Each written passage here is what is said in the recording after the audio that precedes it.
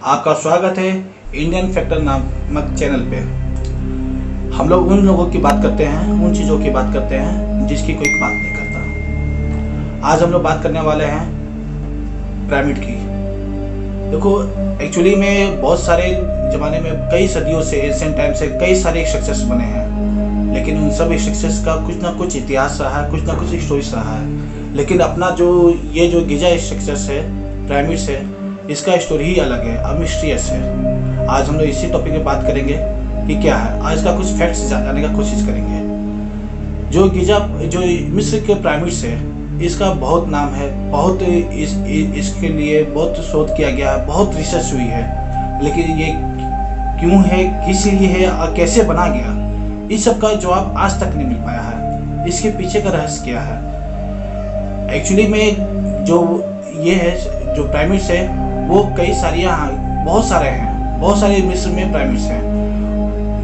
जो लगभग अब तक जो खोजा गया है वो 131 पिरामिड्स अब तक खोजा जा चुका है। और मिस्र के कुछ जो राजाएं थे उन्होंने पिरामिड्स बनाया करते थे अपने कब्रों के लिए, और कब्रों में पिरामिड्स के कब्र के लिए वो लोग पिरामिड्स स्ट्रक्चर करते थे। लेकिन जो मिस्र में सबसे ज़्यादा जो फेमस है वो है गीज़ा का पिरामिड्स। जी हाँ, ग्रेट पिरामिड्स ऑफ गीज़ा। यहाँ पर 3 पिरामिड्स हैं।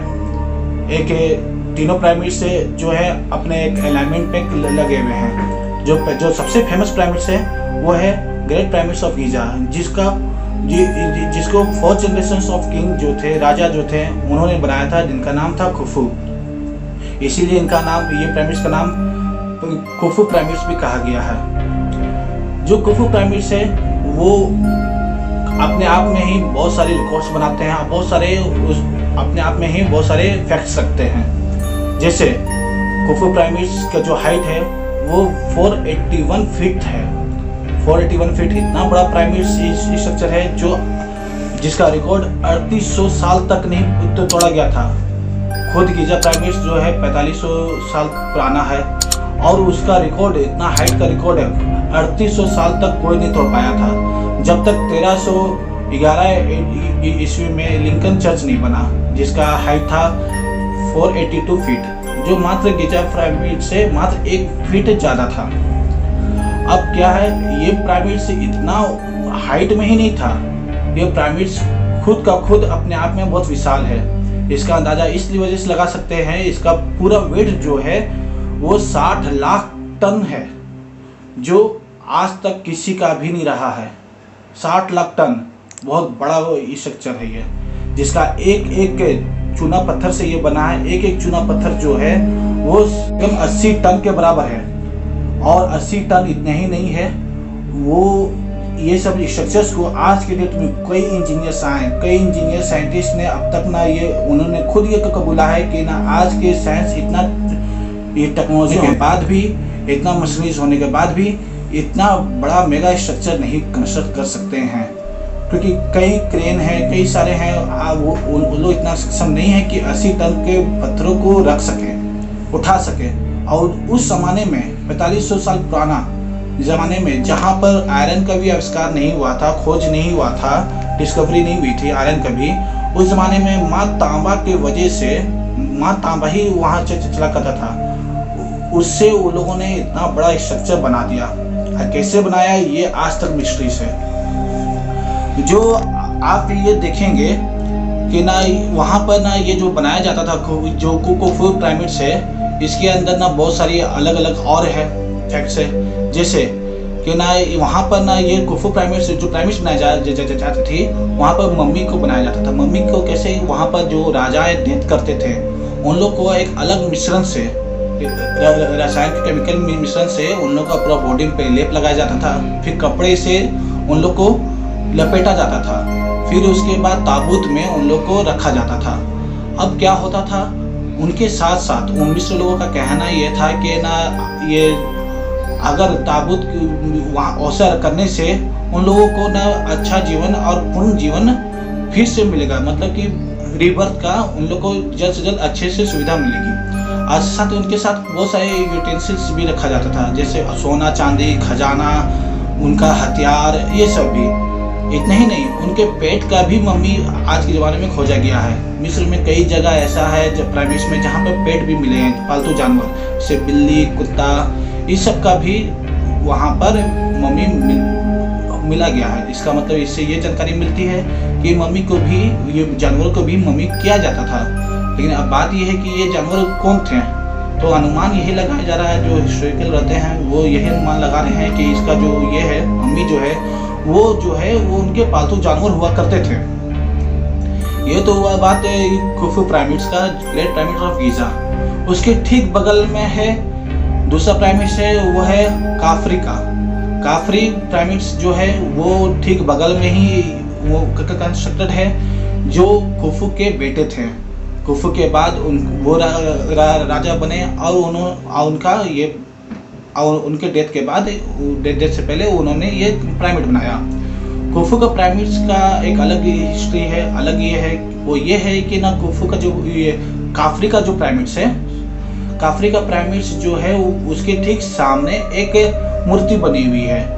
वो मूर्ति अपने आप में ही बहुत विशाल है, बहुत बड़ी है, जिसका शरीर पूरा पूरा शेर की तरह है और उसका चेहरा इंसानों की तरह है। हिस्टोरिकल का बात माने तो वो चेहरा जो है वो काफरी का ही है। अगर आप आज के ज़माने में वो मूर्ति को देखते हैं, वो मूर्ति का फेस देखते हैं, तो उससे अनुमान लगा सकते हैं कि ना काफरी जब जिंदा था तो वो कैसा दिखता होगा। फिर उसके बाद आते हैं पिरामिड। मोनाक्रे का पिरामिड क्या है, ठीक ये उसी का सक्सेसर है। काफरी के बाद इसका सक्सेसर हुआ था, उसके बाद ये पिरामिड बनाया गया। ये तीनों पिरामिड अपने आप में बहुत, ये एक साथ इन लोग को देखा जाए तो अपने आप में बहुत हिस्ट्री छिपा कर रखा है। जैसे इन लोग का अलाइनमेंट इतना बढ़िया है। इन लोग का 3 तारों के साथ अलाइनमेंट होता है, जिसको ना ओराइन नक्षत्र कहते हैं, जिसको ओराइन ये कॉन्स्टेलेशन कहते हैं। ओराइन बेल्ट के 3 तारे हैं, उन 3 तारों पे बना गया है। एक है एनियानम, एक है एनियाटक, एक है मिनियाका। ये तीनों तारे का अलाइनमेंट पे ये पिरामिड्स है। कई लोगों का जानकार है कि जिस तरह से ये इतना मेगा कंस्ट्रक्शन बनाया गया, आज की डेट में ये मेगा कंस्ट्रक्शन कभी बन नहीं सकता, कोई बना नहीं सकता। इस वजह से और तारों के साथ इन लोगों का अलाइनमेंट की वजह से तो कई लोग सोचते हैं कि इस चीज़ों को एलियन से जोड़ते हैं, कहीं ओराइन बेल्ट से कहीं कोई ऐसा सभ्यता, ऐसा सिविलाइजेशन का जो थर्ड सिविलाइजेशन का जो कहते हैं वो ऐसा एलियन आया हो और उन लोगों ने इंसानों का मदद करके ऐसा मेगा कंस्ट्रक्शन बनाया हो। ये बहुत लोगों का मान्यता है। गीजा पिरामिड्स को लेकर के 2 और फैक्ट मैं बताता चलूँ। गीजा पिरामिड्स को तोड़ने का और उसको हथियाने का कई बार कोशिश की गई है। 12वीं शताब्दी के अंदर सुल्तान अल अजीज ने जब मिस्र पे हमला किया था तो उसने ना गीजा पिरामिड्स को तोड़ने का बहुत कोशिश किया। आज आप देख सकते हैं गीजा पिरामिड्स पे जो बड़ा सा जो छेद बना हुआ है वो सुल्तान अल अजीज के सैनिकों के द्वारा ही बना गया उसको ध्वस्त करने का, लेकिन कोई ध्वस्त कर नहीं पाया।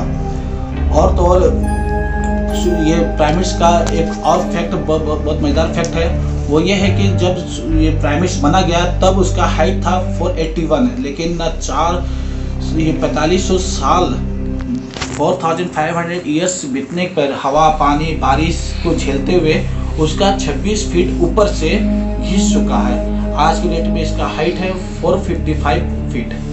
और एक मजेदार फैक्ट और तुम आपको बताते चलूं कि ये जो पिरामिड्स है इसका अंदर का टेम्परेचर, जो गीजा पिरामिड्स है, ग्रेट पिरामिड्स ऑफ गीजा, इसका अंदर का टेम्परेचर हमेशा 20 डिग्री सेल्सियस बनाता है। इसको इस ढंग से कंस्ट्रक्ट किया गया है, गर्मी हो, ठंडी हो, बरसात हो, कैसा भी बाहर का टेम्परेचर हो, उसका अंदर का टेम्परेचर हमेशा का हमेशा 20 डिग्री सेल्सियस रहता है। ये कैसे रहता है, इसके पीछे भी मिस्ट्री है, आज तक कोई बता नहीं सका। गीजा पिरामिड्स में आप देखिएगा तो कई सारे होल्स हैं, कई सारे रास्ते हैं। वो होल्स इतने छोटे हैं, इतने सक्रिय हैं कि कोई इंसान पूरा वहाँ अंदर तक जा नहीं सकता। फिर भी हमारे आज के टेक्नोलॉजी के हिसाब से हम लोगों ने रोबोटिक्स के जरिए अंदर देखा है, उसका वहाँ का टेम्परेचर नापा है। तो उतने बड़ा मेगा कंस्ट्रक्शन को कैसे बनाया, कैसे ये किया, आज तक ये मिस्ट्री है। और ये मिस्ट्री कब तक सॉल्व होगी इसका कोई अनुमान नहीं है। ये कैसे बना, ये इसके पीछे क्या एलियंस कहाँ थे, या फिर उस ज़माने में इतना टेक्नोलॉजी था क्या। बहुत लोग बोलते हैं कि ना ये आज का जो टेक्नोलॉजी है ये तो ये तो है ही, लेकिन कई ज़माना पहले इससे भी ज़्यादा टेक्नोलॉजी हुआ करता था और वो उस ज़माने में ऐसा किया गया। क्योंकि मिस्र में आप देखिएगा, मिस्र का जो जियोग्राफिकल एरिया देखिएगा, ना वहाँ पहाड़ है, ना ही वहाँ कोई चट्टाने हैं, ना ही कोई प्लेटू रीजन है, जिसकी वजह से वहाँ पर ना ये आप ना चुना पत्थर उठाए और लगा दिए। वहाँ पर ऐसा कुछ भी नहीं है। वहाँ साइंटिफिकली कार्बन ऑक्सीजन ये जो टेस्ट होता है उससे पता चलता है ये 4500 साल पुराना है, और यहाँ औसत चुना पत्थर मिस्र में कहीं भी नहीं पाया जाता। तो ये लाया तो लाया कहाँ से गया, और उतना रेगिस्तान में वहाँ पर उतना बड़ा मेगा स्ट्रक्चर बनाया कैसे, ये आज तक मिस्ट्री है। और देखना है ये रहस्य कब तक पर्दा में रहता है। धन्यवाद। और जानकारी के लिए इस चैनल को लाइक करें, सब्सक्राइब करें, अपने दोस्तों को शेयर करें और नोटिफिकेशन बेल जरूर दबा दें ताकि ऐसे रोचक आपको वीडियो देखने को मिलते हैं। Wake up, early mornings, late nights, hopping on a different flight. What's the meaning of life, ay? Wake up, same-ish, different day. Make a wish, call it pray. Am I sick, am I okay, ay? Stay up, late nights, still in pain in my mind.